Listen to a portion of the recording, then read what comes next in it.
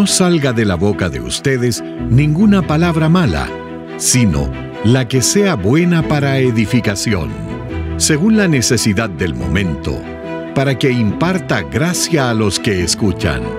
Que su conversación sea siempre con gracia, sazonada como con sal, para que sepan cómo deben responder a cada persona. Aquí comienza Edificándonos en Gracia. Hola, ¿cómo están? Sean todos muy bienvenidos nuevamente a un capítulo más de su programa Edificándonos en Gracia. Una vez más, como lo dice muy bien el título, siendo edificados por el Señor en su gracia. Hablando esta palabra sazonada como con sal. Así que el Señor les bendiga, sean bienvenidos, y también le doy la más cordial bienvenida a quien siempre está junto a mí en este programa, porque sin él no sería lo mismo este programa, ¿cierto? Pastor Iván, ¿cómo está? Gusto de verle y de saludarle el día de hoy. Bueno, se nota que somos amigos ahí. Las flores llegaron hasta Villarrica. Hasta Villarrica, región lacustre de Chile. Sí. Hermoso no, por lugar. la gracia del Señor nomás estamos aquí y aprendemos juntos también, ¿cierto? A cada uno de los auditores, porque pero obviamente ese otro programa, pues, pastor. también nosotros somos ese otro también programa, nosotros somos juntos. edificados en gracia. Ahí no es que todavía me faltaba una parte de la frase. Ay, se nos van a confundir los programas de repente. Vamos a estar aprendiendo, edificándonos en el Evangelio. Vamos claro, a medio... sí. No, lo importante es que podamos ser edificados y aprendamos sí. juntos ahí. Así que es. Agradecido al Señor, y también, por supuesto, siempre un abrazo para los auditores de Radio Armonía, que son la razón por la cual estamos aquí, ¿cierto? Llegando a ellos con la palabra de Dios. Así es, preparando todo este material día a día ahí para que podamos juntos ir creciendo en gracia, creciendo en sabiduría y también en estatura. Amén. Como decía, para con Dios y los hombres. Así es. Habíamos visto, pastor, y hemos estado estudiando el Evangelio de Juan, y quedamos en el capítulo 13, y ya viendo esta entrega, ¿cierto?, de Jesús por medio de Judas.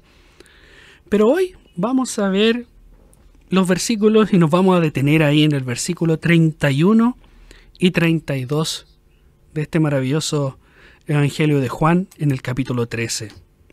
Cómo Dios es glorificado, cómo Él glorifica al Padre, ¿cierto? Y cómo Él se glorifica así, por medio de la cruz. Esta maravillosa cruz. A veces cantamos muchas veces sobre la cruz, hay himnos, y los cantamos así, simplemente. Pero no nos detenemos a pensar todo el significado de esta maravillosa cruz. Pastor, nos guía en oración y comenzamos. Perfecto. El día de hoy. Oramos. Padre, te alabamos, Señor, te damos gracias por el privilegio hermoso que tenemos de poder acercarnos a tu palabra, confiando en la guía, la dirección, la enseñanza de tu Espíritu Santo para nosotros, para edificar nuestra vida con este nutriente espiritual tan maravilloso que es tu palabra, para poder también, Señor, conocer más íntimamente al Señor Jesucristo y no dejar de asombrarnos frente a su obra gloriosa. Padre, ayúdanos, dirígenos, Señor, que no enseñemos como que estuviésemos enseñando el contenido de un libro nada más, sino como lo que es realmente la esencia de la manifestación del Hijo de Dios, de aquel que murió y resucitó por nosotros para nuestra justificación, de aquel que pagó por nuestra miseria, por nuestros pecados, por nuestra maldad, y que nos da el privilegio de ser llamados hijos de Dios. Guíanos en esta hora, Señor, y glorifícate a través de lo que haremos. En el nombre de Jesús. Amén. Amén. Que ese sea el sentir, que el Señor sea glorificado por medio de lo que nosotros hacemos. Amén. Y tal como es expuesta la palabra, ¿cierto? Y usted lo hace normalmente en los cultos día domingo, que podamos ser portadores, que podamos ser, escuchaba ahí al pastor Pepe Mendoza y al pastor Miguel Núñez también en una oportunidad que decía que podamos ser este micrófono de Dios. Solamente ese instrumento, en lo cual es su voz la cual pueda salir. Así es. Así es. Es el Señor, si de todo se trata de Él. Así. Él es el tema central de la Biblia, y Cristo y su obra en la cruz es la cúlmine, es decir, es la cumbre de toda su revelación. Sus excelencias, sus maravillas se reflejan y se manifiestan desde la cruz. Y por eso siempre vamos allí. Por eso, como bien decía usted, y me quedó dando vuelta a eso, a veces cantamos y porque tenemos buena voz, no es mi caso, pero sí algunos hermanos que sí tienen una linda voz, o alabamos también con alegría en nuestro corazón, pero a veces no meditamos, no reflexionamos lo suficiente, no nos asombramos con esta obra tan grande y gloriosa del Señor Jesucristo. Quizás nos falta un poquito eso en nuestra vida y en nuestra vida congregacional también. Sí, y a veces también caemos al otro extremo, que solamente nos vamos a la cruz y todo es recordando aquello.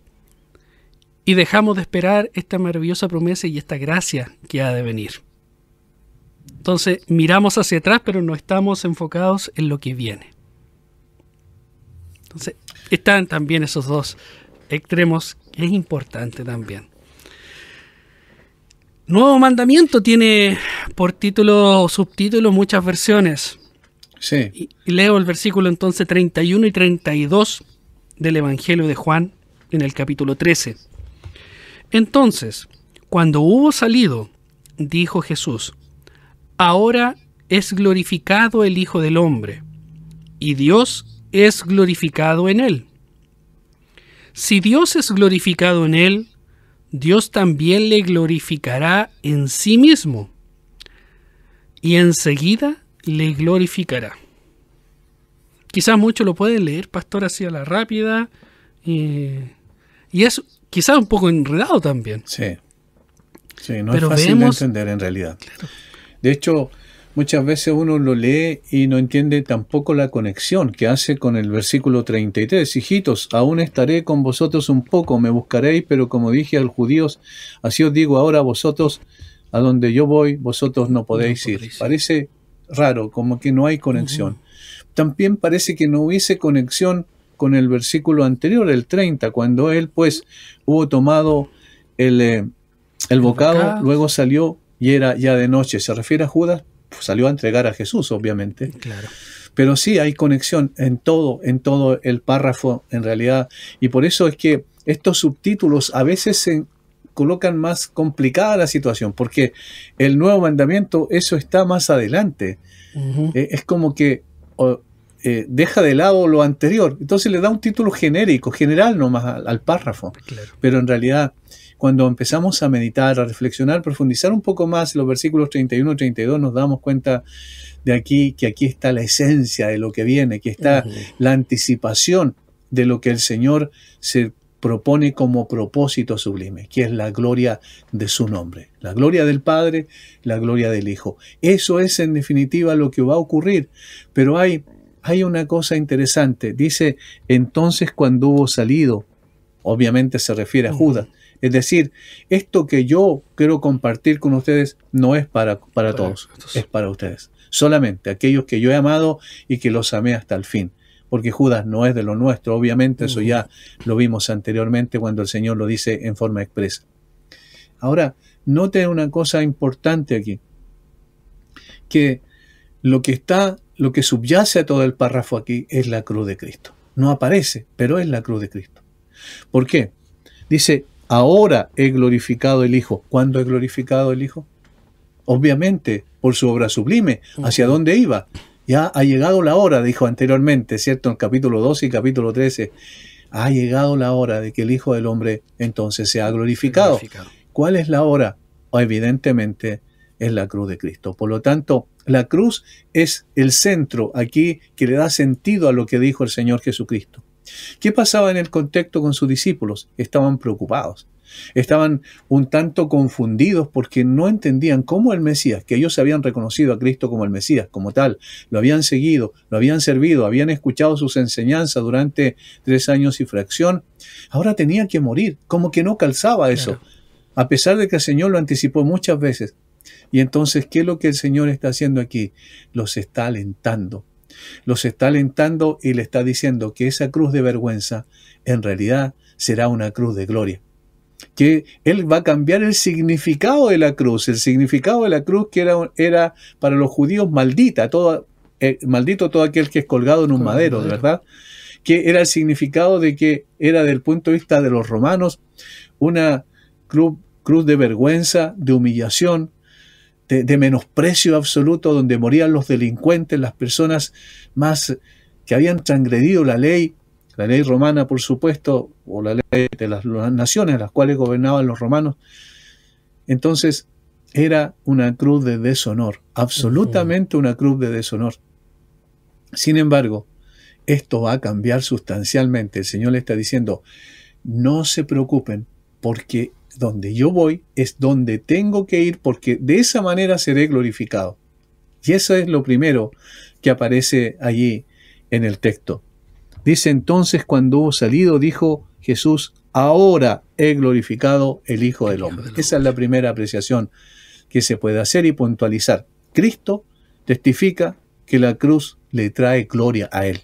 Esa es la primera afirmación que el Señor Jesucristo está haciendo. Que Él mismo sea glorificado. Ahora el Hijo del Hombre será expuesto, no obstante, a la mayor ignominia, vergüenza y desgracia. Será tratado, quiero decir, con desprecio hasta el extremo y deshonrado absolutamente, tanto por la cobardía de sus amigos, que todos arrancaron, huyeron, lo dejaron solo, como por la insolencia de sus enemigos. Sin embargo, ahora es glorificado. Y aquí como que hay una especie de paradoja, de una aparente contradicción. Porque ¿cómo va a ser glorificado por medio de la humillación? ¿Cómo va a ser glorificado por medio de un instrumento que, como dije recién, es un instrumento o era un instrumento de vergüenza, de deshonra, de deshonor? ¿Cómo va a ser glorificado así? Al contrario, desde el punto de vista humano, esto es totalmente contrario, y por eso los discípulos estaban complicados. Noten que el capítulo 14, versículo 1 dice, no se turbe vuestro corazón. En el mismo contexto dice eso. Es decir, estaban turbados, confundidos, estaban tristes, estaban angustiados. Todas estas emociones seguramente pasaron por el corazón de los discípulos. Y entonces el Señor les dice, tranquilo, no se preocupen, yo seré glorificado al ir al sufrimiento, a la vergüenza, a la ignominia y al desprecio de todos los hombres. Glorificado Él, ¿cierto? El Hijo del Hombre. Y tal como lo veíamos después, viene en el versículo 34 este mandamiento, el cual hace por título. Pero quedamos nosotros en estos tres versículos anteriores, 31, 32 y en parte el contexto del 33, ¿cierto? Me buscaréis, pero como os dije a los judíos, les digo a ustedes mismos, nuevamente, a donde yo voy, vosotros no podréis ir. Entonces vemos la glorificación del Señor Jesucristo como el Hijo del Hombre, pero después dice, y Dios es glorificado en Él. Sí, pero nos quedamos primero todavía en la primera parte. Cristo testifica que la cruz le trae gloria a Él. Ahora la pregunta que nos hacemos ahí es, ¿cómo? ¿Cómo le trae gloria? Como recién dijimos, es absurdo. ¿Cómo le va a traer gloria si va a ser humillado, despreciado, escupido y tratado como un delincuente? Bueno, aquí veamos, puntualicemos algunas cosas. ¿Por qué trae gloria a Él? Porque ahora Él obtendrá una gloriosa victoria sobre Satanás y todos los poderes de las tinieblas. Los despojará y triunfará sobre ellos en la cruz. Eso es lo que Pablo después explica más adelante, ya como un hecho concreto realizado en la obra de Cristo. Pablo le dice a los colosenses que Él triunfó sobre los poderes y potestades, triunfando sobre ellos en la cruz, dice literalmente, ¿cierto? Eso entonces es una de las cosas más extraordinarias, porque dice que los exhibió públicamente, triunfando sobre ellos en la cruz. ¿Dónde públicamente? Obviamente la cruz fue pública, de tal manera que todos pudieron apreciar lo que ocurrió allí, pero la explicación que Pablo después da teológicamente es que allí, en ese lugar, en la cruz precisamente, el Señor llevó cautivos asestó un golpe mortal a la cabeza de la serpiente, a Satanás, a los poderes de las tinieblas. Sí. Allí en ese lugar el Señor los exhibió públicamente cuando dice triunfando sobre ellos en la cruz, es la misma palabra que se utiliza en el original, que implica los llevó en una procesión triunfal. Y en ese sentido hay una ilustración muy interesante, porque cuando un general romano, por ejemplo, salía a la guerra en alguna campaña militar importante y ganaba esa guerra, y entonces llevaba cautivo al general, digamos, rival de esa nación que habían conquistado, y a muchos otros, a las principales personas de la corte de esas naciones que las derrotaban, él iba y entraba triunfal, hacía una entrada, triunfal en Roma, en las calles principales de Roma. Y él iba en un caballo blanco, el general triunfador en un caballo blanco adelante, y la gente se reunía y lo vitoreaba por el triunfo que había logrado. ¿Quiénes venían atrás de él? Venían los cautivos, y los cautivos encadenados, normalmente los reyes, y de esa manera derrota. Los avergonzaban públicamente, exactamente. Ellos fueron derrotados. Los avergüenzo públicamente y los llevo encadenados y los humillo a través de esta procesión que para el triunfador era precisamente llena de vítores, de aplausos, de reconocimiento. ¿Qué es lo que entonces está diciendo aquí el Señor cuando lo vemos en la explicación del apóstol Pablo? Está diciendo que Él es glorificado primero porque obtiene una victoria absoluta sobre los poderes de las tinieblas, para siempre, una victoria definitiva, y lo hace humillando al enemigo que no tiene poder ni capacidad para evitarlo. ¿Cómo se vio eso después? Que no solo murió en la cruz, sino que resucitó victoriosamente de entre los muertos. Entonces, esa es la primera forma por la cual el Hijo es glorificado, a través de la cruz. Así es. Ahora es glorificado el Hijo del Hombre. Él ya estaba diciéndole a sus discípulos no lo que iba a pasar solamente en el hecho, sino que viendo después el efecto total al momento de la resurrección. Claro, lo que Él iba a lograr con ese hecho. Con todo ese hecho. Ahora luego, es como, ahora comienza, ahora va a ser, ya que había salido Judas a entregarle. Exactamente. Ese ahora es, ahora viene. Va a pasar todo esto. Está cerca. Estamos en el momento preciso. Más adelante va a decir, enseguida. También estas son palabras que hablan de la inmediatez de lo que iba a ocurrir, que ya estaba a puertas de poder ir a la cruz y triunfar sobre las poderes de las tinieblas. Segunda razón por la cual es glorificado el Hijo, es que ahora obrará una gloriosa liberación para su pueblo, reconciliándolos con Dios mediante su muerte y trayendo justicia y felicidad y satisfacción eterna para ellos. Así es. Derramará su sangre, que será una fuente inagotable de gozo y bendiciones para el pueblo que Él redimió, para todos los creyentes. Esa es la segunda razón, que esta victoria la va a lograr para la liberación de su pueblo. Primero, para la humillación del enemigo y derrota total del enemigo, y segundo, para la liberación de su pueblo.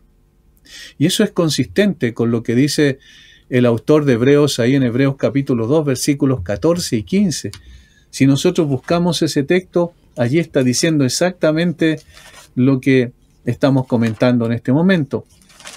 Dice literalmente lo siguiente: así que por cuanto los hijos participaron de carne y sangre, Él también participó de lo mismo, contexto de Jesucristo, para destruir por medio de la muerte al que tenía el imperio de la muerte, esto es, al diablo. Esa es la primera victoria que lograría en la cruz, por medio de la muerte, ¿se fija? Por lo tanto, si lo destruiría por medio de la muerte, esa es una victoria definitiva, absoluta, sobre el diablo y el poder del enemigo, tal como había sido preestablecido como promesa en Génesis 3:15. Y lo segundo, ¿por qué es glorificado? También aparece en el versículo 15 de Hebreos 2. Y librar a todos los que por el temor de la muerte estaban durante toda la vida sujetos a servidumbre.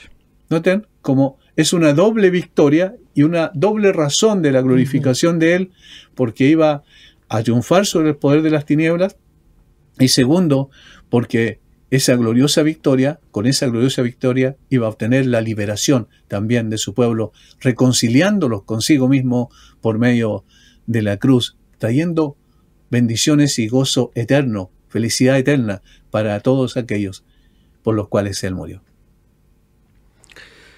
Maravilloso cómo como vemos esta derrota y este triunfo en liberación. Recordaba incluso como en imagen mientras estaba desarrollando la liberación del pueblo de Egipto, ¿cierto? Derrotando a todos sus enemigos en el mar, ¿cierto? Cuando fueron abiertos y después cerradas todas las aguas y como el pueblo fue liberado. Pero tenían que pasar. Tenía que suceder algo. Y ahí vemos cómo todo ahora que ya viene para que puedan ser liberados, para que puedan ser, debe pasar todo esto. Claro, justamente. Entonces, la preocupación de los discípulos debiese cambiarse en gozo. Uh-huh. ¿Por qué? Porque la obra de Cristo iba a traer consecuencias extraordinarias, maravillosas, y estas dos de las que hemos visto se complementa con una tercera que podemos apreciar, por ejemplo, a través de lo que Cristo hizo en la cruz.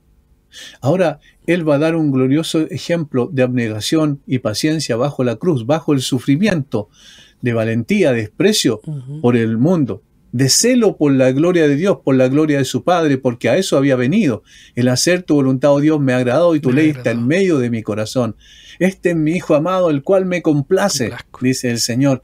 Entonces, el Hijo estaba complaciendo al Padre, pero el complacer al Padre era su propia gloria, era su propia satisfacción. De tal manera que, así como el Padre le dio que hiciese muchos milagros mientras estuvo en la tierra, Cristo había sido glorificado a través de esos eventos y señales extraordinarias, sobrenaturales. Sin embargo, habla de su glorificación ahora en sus sufrimientos, como si eso fuera mayor que todas sus otras glorias en el humilde estado en el cual se encontraba. Es decir, la gloria mayor de Cristo estaba en la cruz. Sus sufrimientos, su entrega, su disposición a morir en la cruz por nosotros, por pecadores absolutamente perdidos, completamente corrompidos en todo nuestro ser, producto de la caída. Nacimos en pecado, no obstante, el Señor viene a morir por sus enemigos de esa manera. Entonces, al morir en la cruz, Él recibe toda la justa ira del Padre sobre Él. Sin embargo, es glorificado a través de ese hecho, porque no hay mayor gloria para el Señor Jesucristo que el cumplir perfectamente la obra de su Padre. Y tomando nuestro lugar, que éramos nosotros los que debiésemos estar ahí. Totalmente. Nosotros haber pagado. Pero nosotros quedamos faltos ante toda la ira de Dios. No podríamos nosotros. No podríamos resistir. No podríamos resistir. Por eso tenía que ser este sacrificio perfecto, que era el único capaz de poder resistir toda esta ira de Dios por cada uno de nosotros, de estos pecadores. Claro, por eso es que el Señor Jesucristo, cuando el autor de Hebreos habla de la cruz, el autor de Hebreos dice que menospreció el dolor, la aflicción. ¿Por qué? Por lo que iba a venir después. Porque por el gozo puesto delante de Él, menospreció el oprobio, la vergüenza, el sufrimiento, la aflicción, la muerte, su propia muerte, por el gozo puesto delante de Él. ¿Qué es lo que era el gozo puesto delante de Él?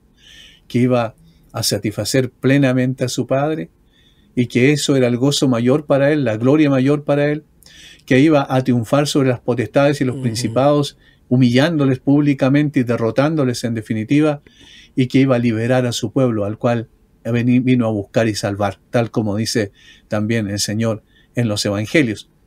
Ahora, notemos que eso es lo esencial. El Señor sabía que la gloria de Él era importante y se manifestaría a través del sufrimiento. Nosotros vemos eso como algo totalmente contradictorio. ¿Cómo va a haber gloria a través del sufrimiento? Para nosotros, la negación del sufrimiento, vamos a decir más que la negación, el hecho de no tener sufrimiento y aflicción, esa es gloria. Pero para Cristo era al revés.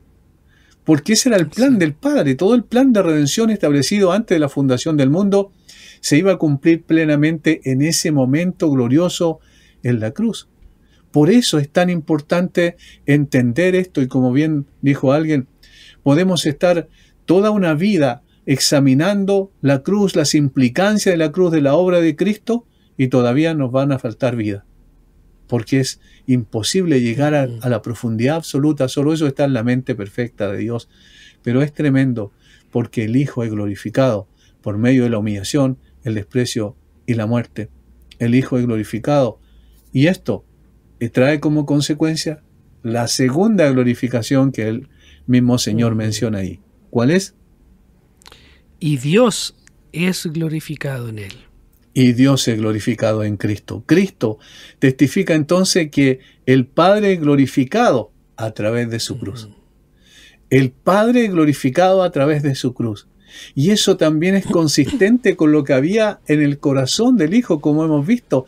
Él se goza, Él disfrutó, Él vino a este mundo a disfrutar de hacer la voluntad de su Padre.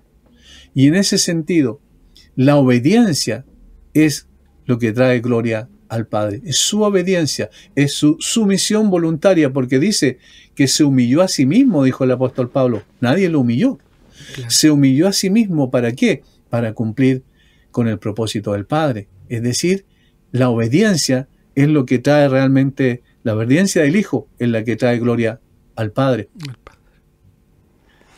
Y eso no quiere decir que Él vino y que Él estuvo feliz y contento, disfrutando, ¿cierto? Todo este padecimiento.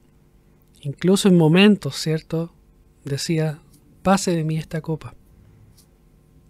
Claro. Pero ahí muestra cómo glorifica al Padre, pero no se haga mi voluntad, sino lo que vine a hacer, hágase la tuya. Claro, obediencia, sumisión.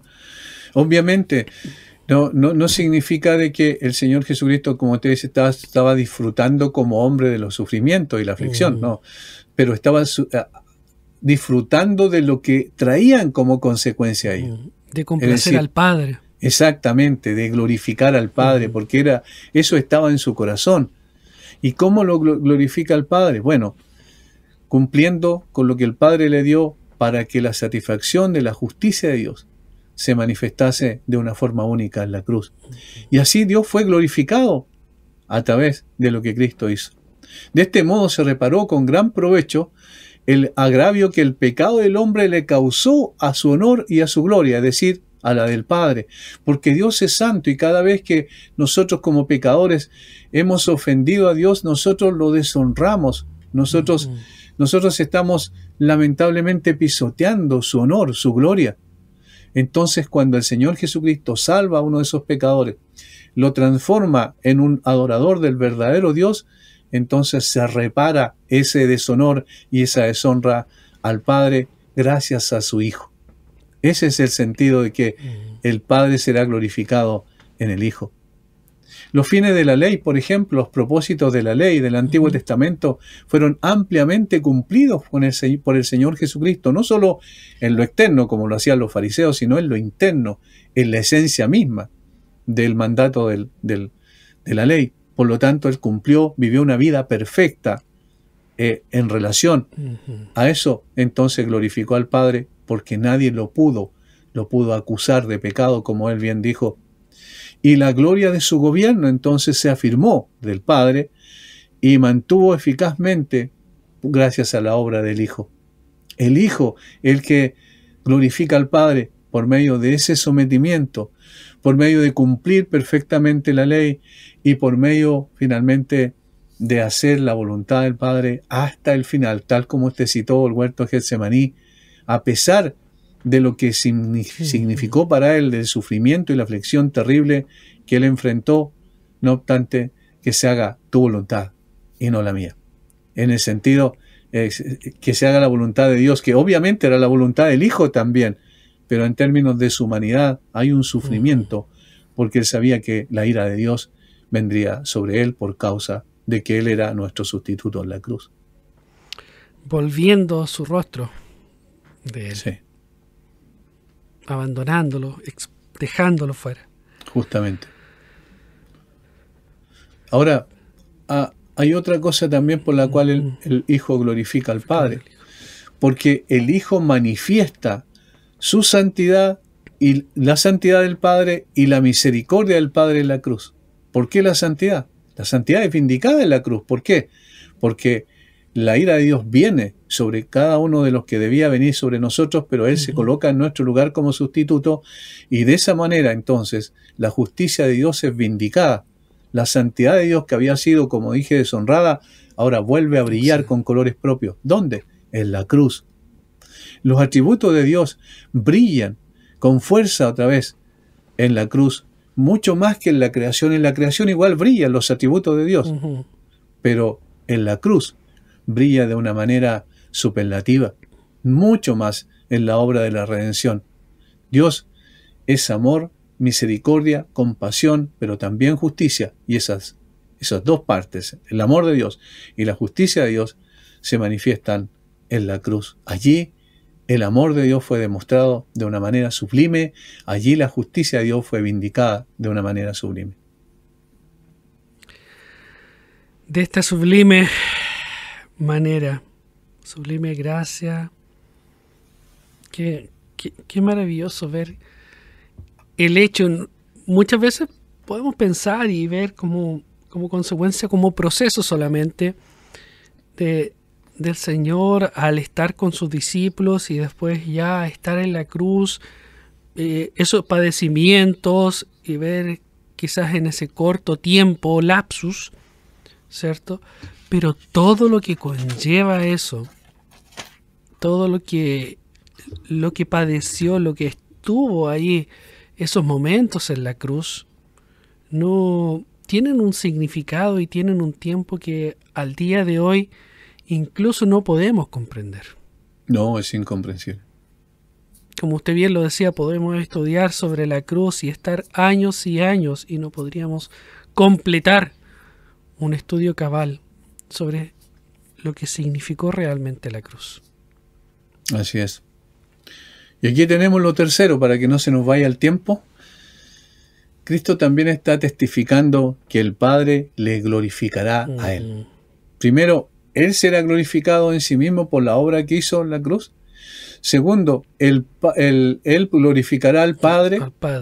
Y tercero, el Padre lo glorificará a Él. Eso es lo que dice el texto. Ahora, el Padre glorificaría al Hijo en la manifestación de señales y prodigios que incluso se dieron cuando el Señor murió en la cruz. ¿Recuerdan? El velo del templo se rasgó, vino la oscuridad, vino ese terremoto extraordinario que se abrieron las tumbas y personas salieron de allí vivas. Esas cosas fueron eventos extraordinarios que mostraron que era efectivamente el Hijo de Dios. Y que entonces fue glorificado. Fue glorificado cuando uno de los malhechores, uno de los delincuentes que había ahí al lado de su cruz, le dijo: acuérdate de mí cuando vengas en tu reino. Y allí estaba reconociendo que Él era el Rey. Allí Cristo es glorificado. Es glorificado en su obra más grande, más terrible al mismo tiempo, en la cruz, en el sufrimiento más grande. Allí es glorificado por ese hombre que se arrepintió. Él cumple su propósito. Y entonces Dios está glorificando al Hijo al darle el reconocimiento, como se lo dio también en el bautismo, como se lo dio también con unos pocos de sus discípulos, nada más que 3 en el monte de la transfiguración. Y como se lo da ahora a través del reconocimiento a este hombre: acuérdate de mí cuando vengas en tu reino.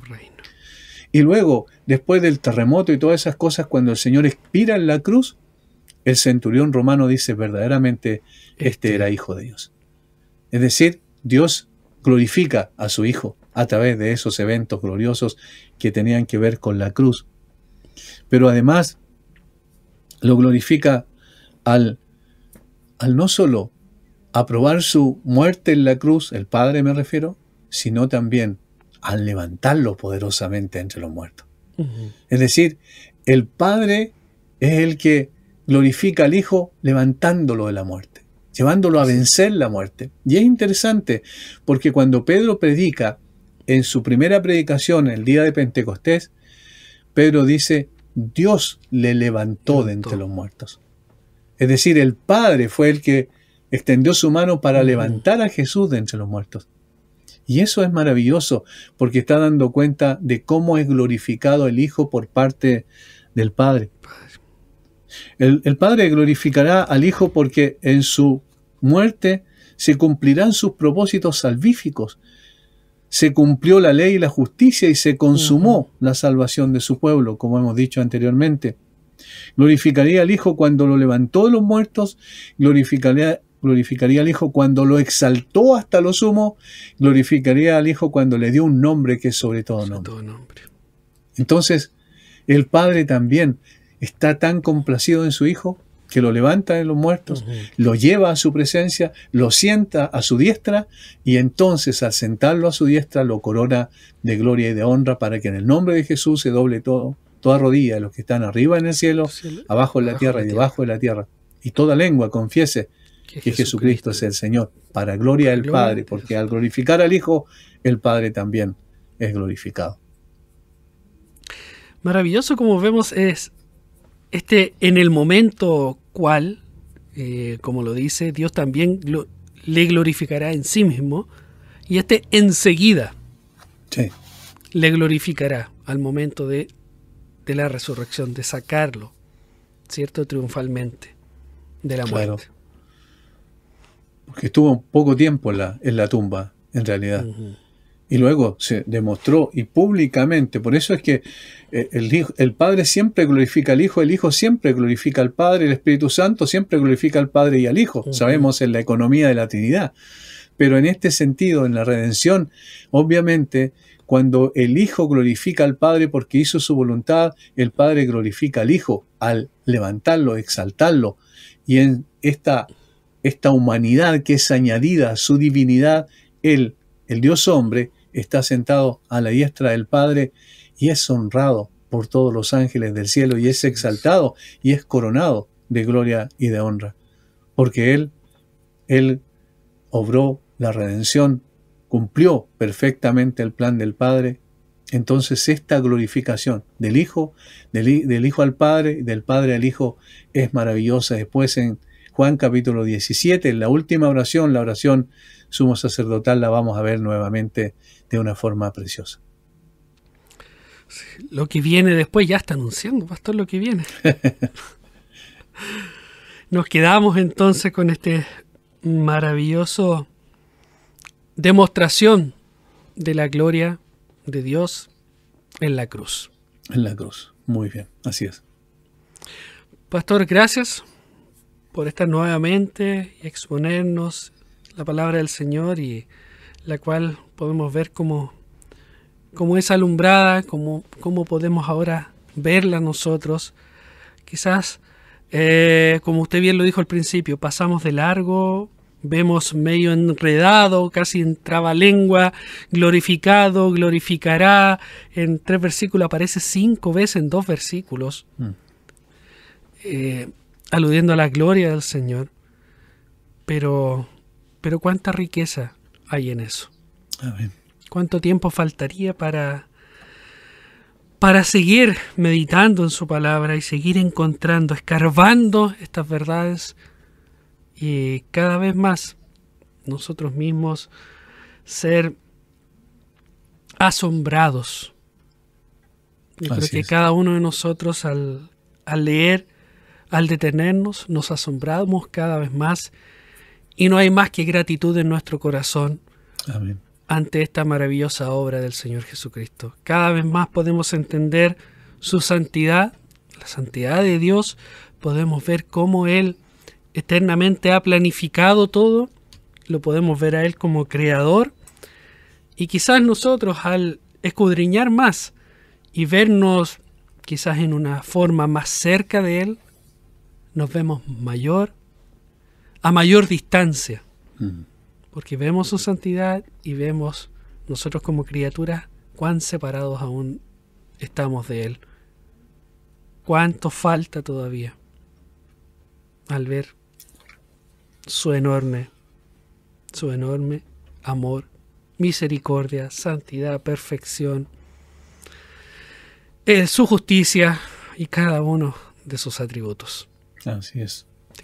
Gracias, pastor, por acompañarnos una vez más en este programa, y esperamos que también sea el programa de cada uno de ustedes, nuestros hermanos queridos, que por gracia del Señor estamos aquí nosotros, pero por ustedes, para poder llevar este tiempo delante del Señor y aprender de esta maravillosa palabra, de su palabra, sí, edificándonos en gracia.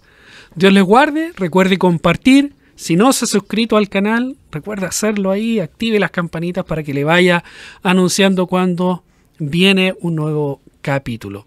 Sigue en sintonía de Armonía. Que el Señor les bendiga. En Armonía hemos presentado Edificándonos en Gracia.